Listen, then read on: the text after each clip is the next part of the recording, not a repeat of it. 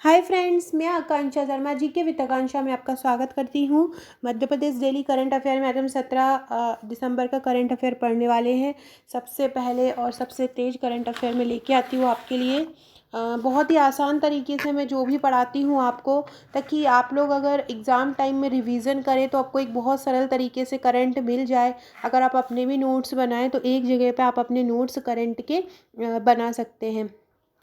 तो चलिए स्टार्ट करते हैं।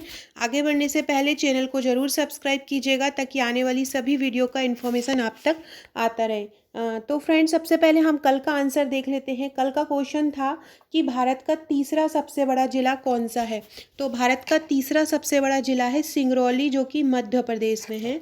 मध्य प्रदेश का सिंगरौली, जिसे ऊर्जा राजधानी भी बोला जाता है, ये भारत का तीसरा सबसे पिछड़ा जिला है। अगर आपसे पूछा जाए भारत का पहला सबसे पिछड़ा जिला कौन सा है, तो हरियाणा का मेवात जो है वो सबसे पिछड़ा जिला है। इसके बाद है आसिफाबाद। देन तीसरे नंबर पे है हमारे मध्य प्रदेश का सिंगरौली। बहुत सारे लोगों ने बहुत अच्छे अच्छे आंसर दिए हैं। कुछ लोगों ने बहुत डिटेल में भी आंसर दिया है, तो बहुत अच्छा लगता है मुझे। और कुछ लोग ऐसे हैं जो रेगुलर ही आंसर देते हैं। आमिर खान अलीराजपुर नहीं है, अलीराजपुर सिंगरौली है। आकांक्षा ने सिंगरौली आंसर दिया है। सानू ओझा अलीराजपुर जिला नहीं है, सिंगरौली है। रोबिन शर्मा ने तीनों फर्स्ट सेकंड थर्ड तीनों ही बताया है। सुधा उपाध्याय ने भी तीनों आंसर सही दिए हैं। गोपाल धाकड़ नीमन ने सही आंसर दिया है। धर्मेंद्र जाटव अलीराजपुर नहीं है, सिंगरौली है। सुनील बामनिया ने सिंगरौली सही आंसर दिया है। मंगल सिंह ने अलीराजपुर बोला है, मंगल सिंह अलीराजपुर नहीं है, सिंगरौली है। निधि जोशी ने सिंगरौली बोला है। रतन सिंह भूरिया ने अलीराजपुर बोला है, अलीराजपुर नहीं है, सिंगरौली है। इस चीज़ का ध्यान रखिएगा। तो कि भारत का तीसरा सबसे पिछड़ा जिला है सिंगरौली। कल के लिए मैं आपको दो आंसर दे रही हूँ। पहला आंसर है मध्य प्रदेश की जलवायु किस लिए प्रसिद्ध है। इसमें आपको ये बताना है मुझे कमेंट बॉक्स में कि सबसे पहले मध्य प्रदेश की जलवायु कैसी है और कैसी है, किस लिए प्रसिद्ध है। ये यही यही साउंड कर रहा है, तो आप लोग को मेरे को यही बताना है कि मध्य प्रदेश की जलवायु कैसी है। सेकेंड क्वेश्चन है कि जनसंख्या वृद्धि दर में सर्वाधिक कमी राज्य के किस संभाग में है। ये क्वेश्चन को ध्यान से देखिएगा। ये आपसे जिला नहीं पूछ रहे हैं, संभाग पूछ रहे हैं कि जनसंख्या वृद्धि दर में सर्वाधिक कमी राज्य के किस संभाग में हुई है। तो ये मेरे को दोनों कमेंट बॉक्स में ज़रूर बताइएगा। चलिए अब हम अपना करंट अफेयर स्टार्ट करते हैं। आज का सबसे महत्वपूर्ण क्वेश्चन सबसे पहले ही है, जो one of the best question है एग्जाम में आने के लिए। मध्य प्रदेश हाई कोर्ट के नए चीफ जस्टिस कौन बने हैं। देखिए, ये 26वें चीफ जस्टिस बने हैं। इसके पहले मित्तल थे। जो मित्तल थे वो सितंबर में ही हट गए थे। उनकी जगह के एक्टिंग चीफ जस्टिस आ गए थे। Acting chief justice Sanjay Yadav थे अभी तक। और अब वो 25वें थे। और ये चीफ जस्टिस जो बने हैं नए, मोहम्मद रफ़ीक बने हैं, और ये 26वें हैं। ये मूलतः राजस्थान मूल के हैं। इसके पहले ये उड़ीसा हाई कोर्ट के जस्टिस थे। कॉलेजियम अनुशंसा पर कॉलेजियम की जो अनुशंसा है उसके अकॉर्डिंग ही ये चीफ जस्टिस बने हैं। और जो यहाँ का संजय यादव थे, जो अभी तक एक्टिंग चीफ जस्टिस थे, क्योंकि परमानेंट नियुक्ति नहीं हुई थी किसी की, तो एक्टिंग चीफ जस्टिस जो बने हैं वो इलाहाबाद हाई कोर्ट में चले गए हैं। और अभी अभी हमारे मध्य प्रदेश के 26वें मुख्य न्यायाधीश कौन बन गए हैं, मोहम्मद रफ़ीक बन गए हैं। मध्य प्रदेश हाई कोर्ट के नए चीफ जस्टिस कौन बन गए हैं, मोहम्मद रफ़ीक बन गए हैं। आगे बढ़ने से पहले एक इम्पॉर्टेंट सूचना आपको देना चाहूँगी। अगर आपने अभी तक अनअकैडमी लर्नर ऐप डाउनलोड नहीं किया है तो लर्नर ऐप डाउनलोड कर लीजिए। 1 दिसंबर से बहुत ही शानदार प्रोग्राम अनअकैडमी पे लॉन्च हुए हैं, जिसमें आप बहुत सारे हजारों प्रश्नों का प्रैक्टिस कर सकते हैं। आपको क्या करना है, अनअकैडमी लर्नर ऐप डाउनलोड करना है। वहाँ से आपको रेफरल कोड मांगेंगे। रेफरल कोड में आपको ये कोड डाल देना है, आकांक्षा जी के। इसमें आपको क्या मिलेगा, 500 फ्री लाइव क्लास मिलने वाली हैं। इसके अलावा आपको इंडिया और एमपी के टॉप एजुकेटर द्वारा पढ़ाया जाएगा। 50+ टॉप एजुकेटर आपको अलग अलग सब्जेक्ट पढ़ाएंगे। डेली और वीकली के लाइव मॉक टेस्ट रहेगा। अलग अलग 4 exam, MP prelim, MP basic prelims, MP police constable, MP SI, MP जल प्रहरी के लिए रहेगा। इसके अलावा 20,000 क्वेश्चंस कवर किए जाएंगे आपको सभी सब्जेक्ट के। Daily T20 free test series रहेंगी जो कि सोमवार से शनिवार 8 बजे रहेंगी, तो आप ये ज्वाइन कर सकते हैं। ये लर्नर आप, ये एजुकेटर आप देख सकते हैं। ये एजुकेटर आपको पढ़ाएंगे, ये इंडिया और एमपी के टॉप एजुकेटर हैं, जो अगर आपके मन में कोई डाउट होगा तो वो डाउट भी सॉल्व कराएंगे। आप इसके अलावा आप फ्री मॉक टेस्ट भी कर सकते हैं। ये अलग अलग 4 एग्ज़ाम के लिए, प्रीलिम्स, जेल प्रहरी, पुलिस कांस्टेबल और सब इंस्पेक्टर के लिए 20 मिनट में आपको 20 क्वेश्चन सॉल्व करना है। T20 series the best series. और आप इसके अलावा आप कोई फ्री कोर्सेज भी ज्वाइन कर सकते हैं। तो आप आज ही अनअकैडमी लर्नर ऐप डाउनलोड कीजिए, अपना कोर्स सिलेक्ट कीजिए और फ्री क्लास का ये कोड डाल के मज़ा लीजिए। क्योंकि अगर आप फ्री क्लास पढ़ेंगे और अगर आपको अच्छा लगता है तो आप सब्सक्रिप्शन ही ले सकते हैं। बहुत ही उम्दा तरीके से आपको यहाँ पे पढ़ाया जाएगा।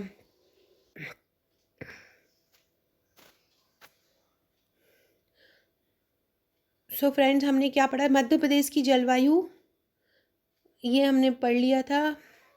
हाँ, विजय दिवस भारत पाक 1971 का है। ये कब मनाया जाता है? 16 दिसंबर को।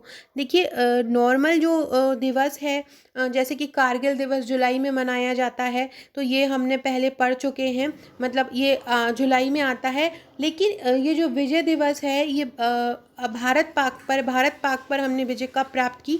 16 दिसंबर को प्राप्त की, तो इसलिए ये दिवस मनाया जाता है। नेक्स्ट है, देश की पहली महिला आर्मी बनाने वाली स्वतंत्रता सेनानी कौन थी? ये क्वेश्चन इसलिए इम्पोर्टेंट हो जाता है क्योंकि ये जो क्वेश्चन था, ये जो वेणु नाचियार थी, इन्होंने आज भोपाल के नाट्य मंचन में एक जो नाटिका थी, उन्होंने इनका जो नाट्य किया था, तो वेणु नाचियार को बन के बताया था कि ये टीपू सुल्तान की तरह, मतलब इस तरह से दिखती थी, उस तरह तलवार चलाती थी। तो इसलिए ये क्वेश्चन बहुत इंपॉर्टेंट हो जाता है। कोई भी चीज़ जो चर्चा में रही हो, वो क्वेश्चन आने की पूरी संभावना होती है, तो इसलिए मैंने ये क्वेश्चन डाला। तो याद रखिएगा, देश की पहली महिला आर्मी बनाने वाली स्वतंत्रता सेनानी कौन थी? वेणु नाचियार थी। नेक्स्ट क्वेश्चन है, मध्य प्रदेश में कहाँ भारतीय सेना के कोर ऑफ सिग्नल ने बाइक स्टंट का रिकॉर्ड बनाया? तो जबलपुर में भारतीय सेना के कोर ऑफ सिग्नल ने बाइक का स्टंट का रिकॉर्ड बनाया। ये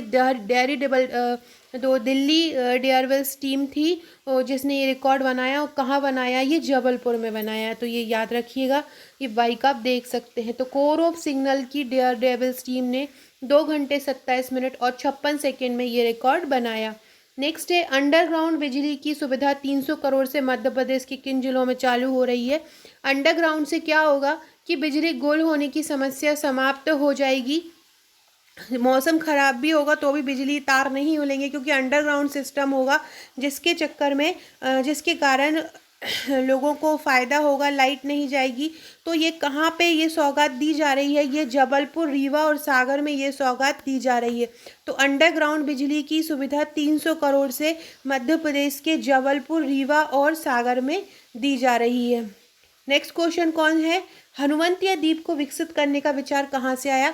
फ्रेंड्स, इस प्रकार के क्वेश्चन बहुत ज़्यादा एग्जाम में पूछे जाते हैं। किस प्रकार के कि मुख्यमंत्री या प्रधानमंत्री द्वारा कोई शब्द बोला जाता है, तो वो क्वेश्चन बहुत इम्पोर्टेंट हो जाता है। जैसे कि एक भारत छोड़ो आंदोलन जो था, भारत छोड़ो आंदोलन शब्द किसने दिया था?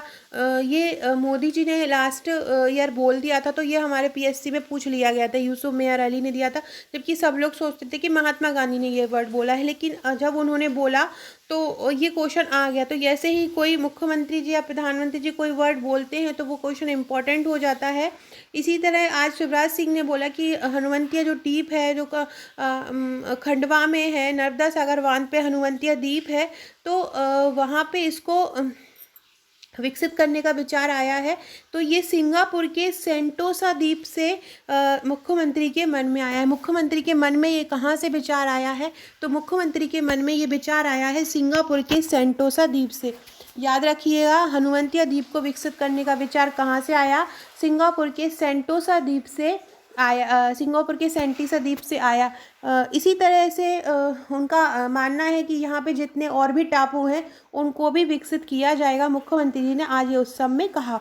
जो उत्सव क्या चल रहा है, उत्सव जो हनुवंतिया है, जैसे कि मैंने अभी लास्ट वीडियोस में बताया था कि 5वां जल महोत्सव यहाँ पे चल रहा है खंडवा में, हनुवंतिया द्वीप पे, हनुवंतिया टापू पे ये उत्सव चल रहा है। तो इसी के तहत जब उन्होंने वर्चुअली वहाँ पे कुछ बातें कर रहे थे तो उन्होंने ये बोला कि ये विचार सिंगापुर के सेंटोसा द्वीप से आया। इंदिरा सागर में कितने टापू? इंदिरा सागर में 50 से अधिक टापू हैं जिनको विकसित करने की योजना बनाई जा रही है। जल्दी ही इनको भी हनुवंतिया की तरह ही पर्यटन स्थल की तरह विकसित किया जाएगा ताकि मध्य प्रदेश पर्यटन स्थल में अपना और नाम कर पाए। सो फ्रेंड्स, ये थे हमारे आज के क्वेश्चन। इसके अलावा आप अगर हमारे MPPSC प्रीलिम्स के, मेंस के, प्री के, MP पुलिस कांस्टेबल के, MP पुलिस SI के, पटवारी के, जेल प्रहरी के या आप ग्रुप 2 के नोट्स लेना चाहते हैं तो मुझसे संपर्क कर सकते हैं। इस वीडियो की PDF पाने के लिए आप हमारे व्हाट्सएप ग्रुप से जुड़ सकते हैं जिसकी लिंक आपको डिस्क्रिप्शन में दी गई है। Okay friends, thank you.